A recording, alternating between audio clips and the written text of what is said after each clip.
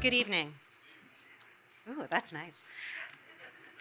I'm Deborah Goldstock-Ringel, General Counsel and Chief Ethics and Compliance Officer at Exemplar Federal Services. I am proud to be a member of the NLADA's Corporate Advisory Committee, and I was an Exemplar Awardee in 2022. The Corporate Advisory Committee unites legal executives from a wide variety of industries who are dedicated to the principle of equal justice under the law, working together to expand the availability of quality representation to those who cannot otherwise afford counsel. The Exemplar Award is our opportunity to honor corporate leaders who have demonstrated outstanding leadership, vision, dedication, and achievement in promoting equal justice. This year's honoree exemplifies these qualities. This year, we honor David Zapolsky, Senior Vice President of Global Public Policy and General Counsel at Amazon, for his extraordinary leadership.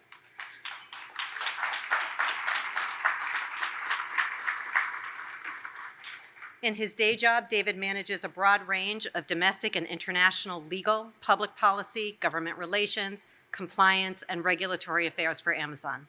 On its own, that would be a lot.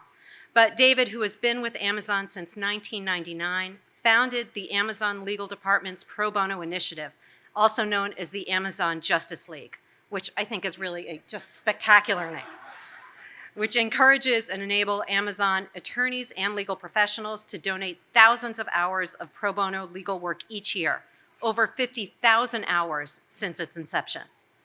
The Amazon Justice League takes on a broad array of cases, projects, and matters, including righting wrongful convictions, providing legal counsel to families experiencing homelessness, preserving the environment, protecting children from sexual abuse, which frankly David has been doing since he was a young attorney at the Brooklyn DA's office, ensuring access to vital healthcare services, championing immigrant and refugee rights, aiding military veterans, supporting LGBTQIA communities, and safeguarding voting rights. And while the National Legal Aid and Defender Association focuses in US-based work, it's important to note that David has worked to ensure that Amazon provides pro bono services globally, supporting communities where legal pro bono services are far more rare. David is an active member of the NLA's Corporate Advisory Committee and is a committed personal advocate for NLADA's mission of equal justice and racial equity. Indeed, David, with Amazon, was a founding benefactor of NLADA's Racial Equity Initiative, earning him April's eternal gratitude. He is active in several civic, educational, and other organizations that promote pro bono services and also increase the values in the legal profession, including as a trustee of the Kings County Bar Association. He is committed to a more diverse and inclusive future of the legal profession, advancing equal opportunity and equal access in law schools and legal training through his support for HBCUs, law school, and other educational institutions. And he works to expand legal access to those who are overlooked, including in his role at KIND, Kids in Need of Legal Defense, and on the Leadership Council of the Legal Services Corporation. And while one might think that David's practicing law and thinking about all these other ways to improve the law could take up 24 hours a day, David is an exemplar in another way. He models living a full life, and by doing so, encourages his team and his admirers to do the same. David is an avid hiker, and on weekends can often be found working toward his goal of hiking the entire Washington section of the Pacific Crest Trail, albeit weekend by weekend. He is a huge movie buff and a strong supporter of the Seattle International Film Festival and other independent film festivals, and has even helped produce a movie or two. And David puts his music degree from Columbia to good use. He is also a singer and a fan of all kinds of music, from jazz and blues to Pearl Jam and Billy Joel. And finally, David is a huge baseball fan. When not hiking or singing or attending concerts, you'll find him supporting his beloved Seattle Mariners and their nascent postseason hopes. I have heard to avoid baseball trivia with David, you will surely lose.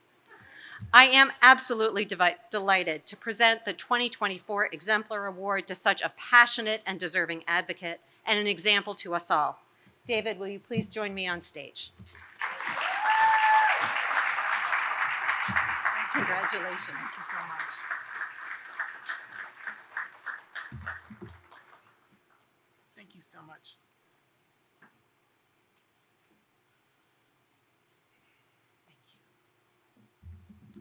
Wow, what an introduction. I actually don't have to say anything because she said it all for me.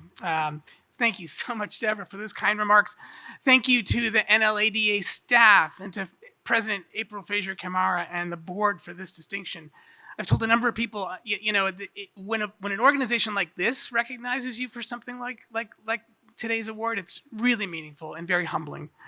I want to congratulate the other honorees, Michelle, Ariel, and Stephen, for the amazing work you do, and it's an honor to be on stage with you.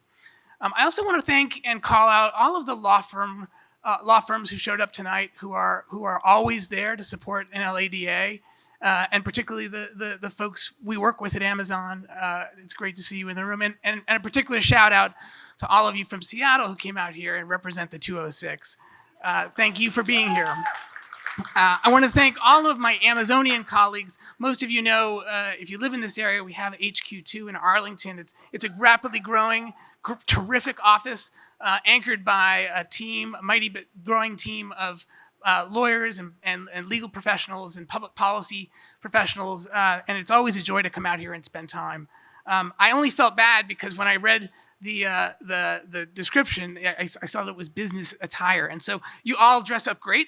I guarantee you they didn't wear this to work today.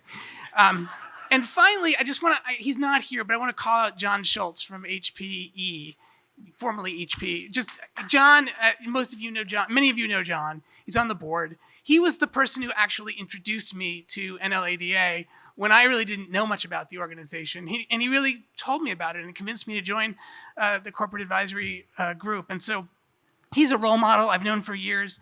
And so I've now that I've been doing this, I've come to appreciate the incredible work NLADA does. So I'm truly honored. And instead of trying to repeat all the great things that Deborah just said, I'm just going to tell you about myself. And in particular, I would like to share a little bit about how I see pro bono as the obligation we all have as lawyers and legal professionals that we have to embed in our daily work, whether that's at a small firm, a large firm, or even a multinational company like Amazon. Many years ago, as Deborah revealed, I was a music major, and I was thinking about becoming a music scholar, but I pivoted for a couple reasons. First of all, I wasn't going to be a great music scholar or a great musician. I learned that early, fortunately. And second of all, I was deeply inspired by a number of the civil rights leaders that I was reading about. I became a bit of a history buff, and particularly the journey of Robert Kennedy. And so I was inspired to go to law school because I figured I'm just going to do what he did. So I went to law school. I figured out very quickly that I couldn't be the chief counsel of a big Senate committee out of law school because my name wasn't Kennedy. And so instead I down-selected and I went into public service as assistant district attorney working for Liz Holtzman back in the late 80s at the Brooklyn District Attorney's Office. And I was assigned as my first job to prosecute sex crimes, child abuse, and domestic violence cases, protecting women and children in what was a pretty different Brooklyn back then. And that sense of purpose and service has remained with me throughout my career. After a couple of years, I moved on to a law firm, Wachtell Lipton. I saw their name go by, terrific law firm where I learned a ton, continued to do some pro bono work. And then I moved to Seattle where I joined a firm, the late great Bogle and Gates, which was a regional firm that dissolved a number of years ago. Those firms both encouraged pro bono work, and New York and Washington, like all states, require all attorneys to engage in pro bono work, to use their services to give back to the community. And I've always taken that seriously. A few years after I moved to Seattle, I had the opportunity to take on a big pro bono case, a class action for a class of African-American tenants at a apartment building in Renton, Washington, which is about 10 miles south of Seattle. The landlord was attempting to stop taking Section 8 vouchers as rent, and that obviously had a hugely disparate impact in terms of the race of the tenants that it affected, and we got involved in a class action representing them against the housing, the landlord in that case. We went through discovery, and we discovered that the building had gotten some public financing when it was built. And we went into the bond covenants, and we found deep in the bond covenants an obligation not to discriminate based on the receipt of public assistance. And so we won a summary judgment for that class from the most conservative judge in the Western District of Washington. And we recovered $250,000 to give out to help help these families, many of whom were evicted. So that to me, that whole process was unquestionably one of the highlights of my career. Why? Well, it was deeply rewarding and reinforced that sense of service that drove me to law school and to the DA's office. And I also saw how it allowed me to do new things as a professional. It allowed me to stretch muscles that I didn't have already. And one of the cool things about that case was when it came time to figure out which families got which money, I got a whole bunch of junior associates involved to represent each family to basically go before a federal magistrate judge who was going to make that decision. When I got to Amazon, I thought hard immediately about starting a pro bono program. But I quickly found out how hard it is for in-house attorneys just to even do that. Amazon, like most companies, isn't built to represent more than one client. We don't have docketing rooms. We don't approach the practice of law the way law firms are built to. And as a result, it's really hard for an individual inside a law department to get out into the community and figure out even where they should start. I tried to organize a pro bono committee, and there were some dedicated lawyers along the way at Amazon who kind of on their own, without any corporate support, just went out into the community and did things like neighborhood legal clinics.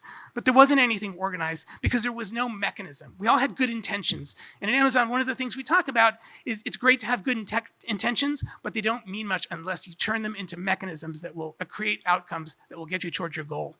So I tried to participate in other ways. I joined some nonprofit boards. I served on the King County Foundation Board, which is the primary funding agency for most of the pro bono services programs in greater Seattle area. Once I became general counsel about 12 years ago, I made another attempt to build that program. We were much larger than we'd been when I started. We could follow in the footsteps and be inspired by the companies around us, like Starbucks and Microsoft, who were farther along in that journey and who do great work as well.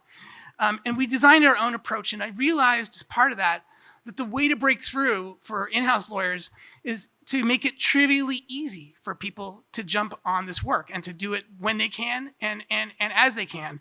And so to do that, we made a concerted effort to vet, collect, and present as many different types of pro bono work as we could. And you heard the litany of different things that our people are doing. I'm incredibly proud of that. But it's necessary in order so that you can have the litigator be comfortable showing up in like housing court for a day, and you can have the corporate attorneys, taking advantage of an opportunity to advise a nonprofit on corporate issues. The employment lawyers can go help a nonprofit with their employment issues, which of course every organization has. So we had to build a large menu. We also had to work with our outside counsel, because outside counsel are actually good at doing pro bono work and setting up strict structures and mechanisms to enable their lawyers to do pro bono work. And sometimes the least friction-filled way that an in-house attorney can get involved in pro bono work is simply by taking up an invitation from one of our outside lawyer partners who may be doing it and teaming up together, which is a win-win, of course, because then you really solidify the relationships between the in-house lawyers and the outside lawyers. So over time, we scaled that program. In the 10 years since the program's inception, we've devoted more than 52,000 hours all over the world, including 10,000 last year. And while we have a lot more we can do and will do, when people ask me, what am I proudest of in terms of my 25 years at Amazon, I always talk about the pro bono program. And so what I've learned in that journey is that when a leader cares about and champions and invests in something that's important to them, like pro bono, it begins to matter to other people too. Maybe I should have known that, but yeah, it does matter. And then that issue can take on a life of its own. And we also learned that building mechanisms, building an infrastructure to make it easier for people to participate in this work is really necessary to support it from the ground up. As the oldest and most preeminent nonprofit organization advocating for legal services for people who can't afford counsel, NLADA is the original mechanism for providing access to justice and equal opportunity for all. And I've been proud to support it for many years. NLADA supports a community of people who are relentlessly committed to providing access to justice to every American. And it can't be understated in this day and age, more than ever, how important that is. And so I'll leave you with just one thing, and that's, let's all go back to our firms, our companies, and look closely at how we're meeting this ethical obligation to do pro bono work. And let's look for ways to shore up mechanisms and processes so we can make it easier for people to do that, and we can create that kind of flywheel on its own. We can always do better to serve this important mission. And to those of you in law firms, I'll just say, because every time I'm on a stage like this, I beg, like, please be proactive in talking to your clients about opportunities that you have that they can join. They may not ask for it. They may not know they want it. But trust me, there's a huge appetite in corporations, in law departments, to do this work, and people just don't know how to start. You can help with that. So we know good intentions rarely work. What works is determination, commitment, hard work, and mechanisms. Providing real access to justice to those who can't otherwise afford it is really personally gratifying for everybody involved. It makes us better lawyers, it makes us closer to the communities, and it gives you the occasional opportunity to affect profound change in somebody's life just by doing your job, using the skills that you've been using your whole life. Or, as Bobby Kennedy said many years ago, progress is a nice word, but change is its motivator. Thank you all so very much for this honor.